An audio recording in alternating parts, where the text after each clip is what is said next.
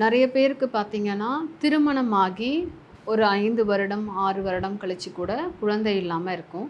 அப்படி இருக்கிறவங்க பார்த்தீங்கன்னா, உங்களோட பூர்வ ஜென்ம பலன்கள் என்னன்னு சொல்லி ஆராய்ந்து பார்க்கும்போது தான், அதற்கான பலன் என்ன? அதாவது அதற்கான தாமதம் என்ன? அப்படின்னு சொல்லிட்டு பார்க்க முடியும். அதே மாதிரி குழந்தை இல்லாதவங்கள் வந்து பிள்ளையார் வழிபாடு செய்வது மிக சிறந்த வழிபாடு.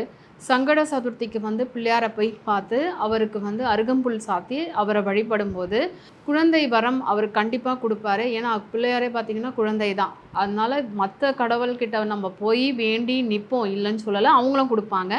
ஆனால் முதன்மை தெய்வமான பிள்ளையார் வந்து சீக்கிரமாகவே அந்த வரனை கொடுப்பாரு.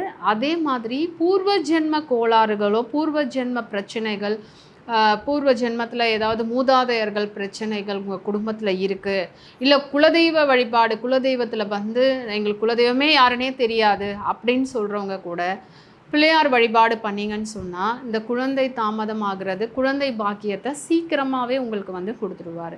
அதே மாதிரி கர்ப்ப ரக்ஷாம்பிகை அந்த அம்பாவை போய் வழிபடும் போது நிச்சயமாக குழந்தை இல்லாதவங்களுக்கு குழந்தை வரம் கிடைக்கும். சயின்டிஃபிக்காக பார்த்தீங்கன்னா ஹைஜீனிக்கான ஃபுட், இந்த மாதிரி செவ்வாழைப்பழம், நிறைய இந்த மாதிரி ஸ்ப்ரவுட்ஸு அதெல்லாம் எடுக்கும்போது உங்களுக்கு வந்து சீக்கிரமாகவே குழந்தை பாக்கியம் கிடைக்கும்.